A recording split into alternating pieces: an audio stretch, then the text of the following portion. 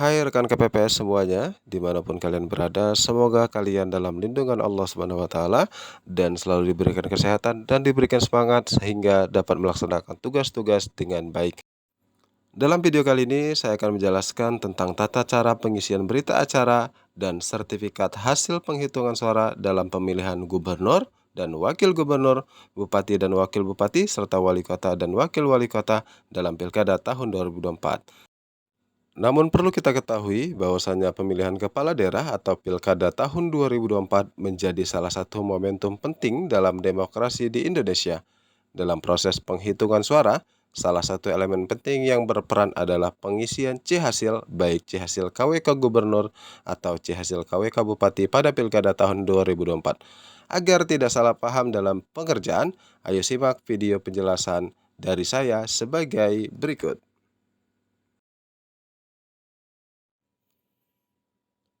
Namun sebelum itu, jangan lupa ya untuk like, komen, serta subscribe. Dukung terus channel Arya S Tutorial. Baik rekan-rekan KPPS, berikut contoh formulir C hasil KWK Gubernur. Nah, untuk C hasil KWK Bupati dan C hasil KWK Wali Kota itu tidak jauh berbeda dengan C hasil KWK Gubernur.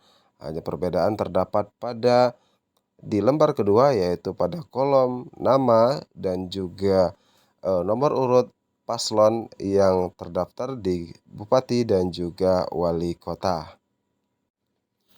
Baiklah, mari kita bahas mulai dari substansi formulir C hasil KWK di part 1 yaitu di bagian atas atau di bagian kop.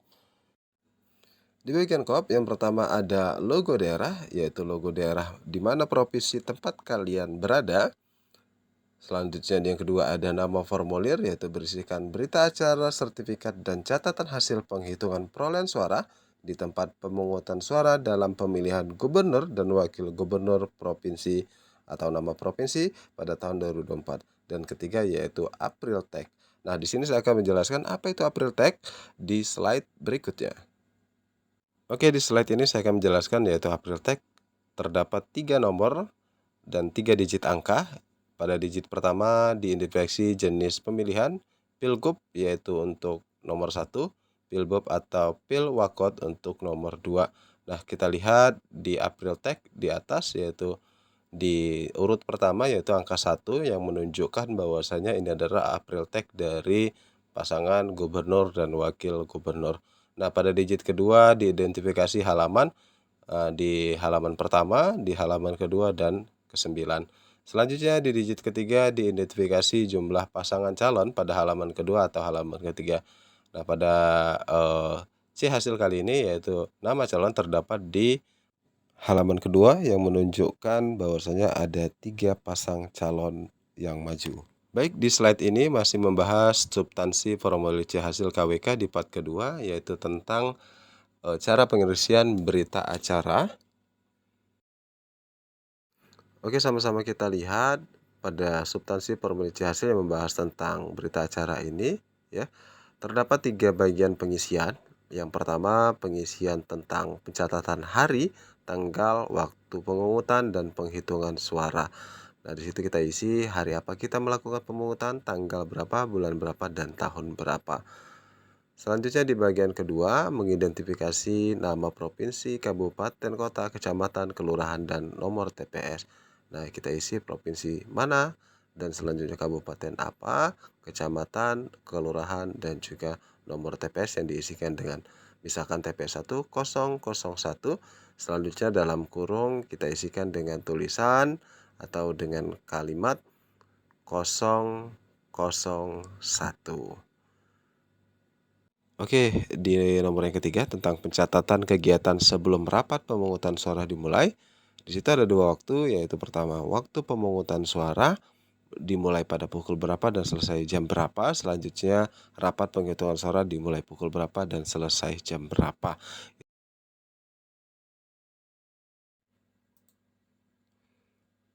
Selanjutnya kita masuk ke substansi formulir C hasil di KWK di part ketiga ya, KWK part ketiga. Berikut contohnya. Jadi yang pertama di situ ada tulisan angka 1 Romawi dengan tulisan data pemilih dan pengguna hak pilih. Nah, di poin A, data pemilih adalah jumlah pemilih dalam daftar pemilih tetap atau DPT terdapat dalam model A Kapko daftar pemilih. Artinya yaitu adalah berapa sih jumlah laki-laki di DPT dan juga jumlah perempuan yang terdaftar di DPT di sebuah satu TPS yang TPS kalian pegang. Misalkan dalam laki-laki yaitu 250 laki-laki dan untuk perempuan 249 perempuan. Maka jumlah yaitu L tambah P sama dengan 499. Dan selanjutnya di poin B, pengguna hak pilih. Jumlah pengguna hak pilih dalam daftar pemilih tetap atau DPT ya. Nah, jumlah pengguna hak pilih dalam daftar pemilih tetap ya berarti mereka yang mendapatkan undangan untuk memilih di TPS tersebut karena mereka sudah terdaftar di DPT. Nah, dalam hal ini misalkan dalam TPS tersebut jumlah laki-laki yang hadir yaitu sebanyak 200 yang menggunakan hak pilih dan perempuan sebanyak 200, maka jumlah L dan P adalah 400. Selanjutnya di poin B2 yaitu jumlah pengguna hak pilih dalam daftar pemilih pindahan atau DPTB ya. Sini akan saya jelaskan dulu apa sih DPTB itu. Jadi rekan-rekan KPPS, DPTB adalah pemilih yang sudah terdaftar dalam DPT tapi karena keadaan tertentu ingin menggunakan hak pilihnya di TPS lain. Nah, berbagai macam pengurusan yang harus mereka tempuh dengan tenggang waktu pengurusan yaitu 30 hari sebelum pencoblosan. Nah, itulah DPTB. Dalam contoh ini, misalkan DPTB dari laki-laki yaitu sebanyak 1 orang, maka di depannya harus ditulis angka silang, ditulis angka 1 di baris terakhir ya. Selanjutnya misalkan di perempuan itu tidak ada DPTB, maka ketiga-tiga kotak itu diisi dengan silang, maka jumlah L plus P adalah angka 1 dengan angka silang di depannya. Selanjutnya yaitu jumlah pengguna hak pilih dalam daftar pemilih tambahan atau DPK. DPK ini adalah orang yang tidak terdaftar dalam DPT, namun dia memiliki KK atau identitas lainnya ataupun KTP yang berdomisili di TPS tersebut. Maka dia berhak untuk memilih dengan membawa KK dan KTP. Dalam hal ini kita contohkan di DPK yaitu laki-laki ini tidak ada dan perempuan 1, maka di laki-laki silang 3 kali, untuk perempuan silang 2 kali dan tulis angka 1. Begitupun juga untuk jumlahnya. Maka jumlah pengguna hak pilih yaitu B1 ya ditambah B2 ditambah B3 ya, maka 200 ditambah 1 maka jumlahnya yaitu ya 200 tambah 1 ditambah 0 maka jumlahnya 201 untuk laki-laki, 200 untuk perempuan dan 402 untuk jumlah keseluruhan laki-laki dan perempuan.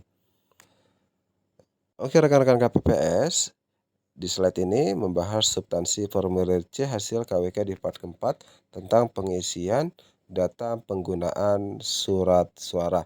Nah, di poin 1 jumlah surat suara yang diterima termasuk surat suara cadangan 2,5% dari DPT di TPS. Jadi kita sama-sama tahu tadi di contoh sebelumnya yaitu jumlah DPT kita berjumlah 499, maka kita tambah dengan 2,5% cadangan dan berjumlah ya kita tambahkan 512 suara. Nah, di poin kedua yaitu jumlah surat suara yang digunakan oleh pemilih. Nah, dalam hal ini pemilih yang datang ke TPS dan menggunakan hak suaranya yaitu sebanyak 402. Rusak atau keliru coblos misalnya ada sebanyak 5 maka ditulis X 5. Nah, di poin keempat yaitu jumlah seluruh surat suara yang tidak digunakan atau tidak terpakai termasuk sisa surat suara cadangan. Artinya 512 ya dikurang 402 dikurang 5. Maka hasil jumlah seluruh surat suara yang tidak digunakan yaitu sebanyak 105 surat suara. Nah, di substansi formulir C hasil KWK di part kelima ini membahas tentang data pemilih disabilitas. Nah, apabila di dalam TPS kita ada pemilih yang disabilitas menggunakan hak pilihnya, maka kita tulis di data pemilih disabilitas. Dicontohkan dalam soal ini yaitu laki-laki tidak ada, maka kita tulis X 3 kali, dan perempuan 1 pemilih disabilitas, maka kita tuliskan XX1, begitu juga dengan jumlahnya. Baik rekan-rekan KPPS, di part ke-6 ini membahas tentang cara pengisian hasil dari suara calon-calon, baik calon bupati dan wakil bupati. Nah, di poin 1 sama-sama kita baca, hasil penghitungan suara dicatat dengan tulisan yang jelas dan terbaca. Format penulisan penghitungan suara untuk suara sah sebagai berikut. Nah, pada kolom A, rincian perolehan suara sah, penulisan penghitungan suara berupa tanda satu garis tegak, ya. Seperti itu, yang 4 terus ditutup dengan miring, ya, jadi 5. Seperti itu cara penulisannya untuk penulisan hasil suaranya. Pada poin B, pada kolom jumlah tiap baris, penulisan penghitungan suara berupa angka Arab. Bisa kita lihat ya, seperti angka Arab yang biasa kita tulis, tapi diusahakan untuk rapi dan terbaca. Selanjutnya pada kolom jumlah suara sah, penulisan penghitungan suara sah berupa 1, angka yang berpedoman pada jumlah seluruh baris. Nah, jadi jumlah suara sah itu berpedoman jumlah tiap baris, yaitu 188 ditulis kembali di jumlah suara sah. Selanjutnya untuk poin B, hitamkan bulatan pada angka sesuai dengan isian angka pada kotak. Nah, kalau terdapat angka 1 ditulis 1, 8 dihitamkan di 8, dan 8 lagi dihitamkan di 8, jadi 188. Oke, di kolom D, ya, rincian perolehan suara sah dan kolom jumlah tiap baris yang tidak digunakan diberikan garis penutup berupa huruf Z. Nah, seperti contoh, jadi kolom tersebut kosong, maka diberikan penutup dengan huruf Z seperti contoh di atas. Itu cara pengisiannya. Selanjutnya di lembar ketiga, Bapak Ibu sekalian, rekan-rekan KPPS, ya, di substansi formulir C hasil KWK part 7, saya akan menjelaskan cara penulisan, format penulisan jumlah suara sah dan jumlah suara tidak sah. Nah, di situ terdapat dengan kalimat 579, yaitu berupa susunan dari huruf-huruf. Nah, di sebelahnya yaitu susunan dari angka-angka yang bertuliskan 5, 7, dan 9. Nah, begitu juga untuk pengisian di kolom jumlah seluruh suara sah dan tidak sah, ya. Baik rekan-rekan KPPS, demikian penjelasan dari saya tentang cara pengisian C hasil baik gubernur, bupati, dan wali kota. Terima kasih telah menonton video ini, semoga bermanfaat, menambah sedikit wawasan Anda tentang cara pengisian C hasil. Saya mohon maaf apabila dalam video ini terdapat kesalahan. Saya akhiri, billahi taufiq wal hidayah. Wassalamualaikum warahmatullahi wabarakatuh.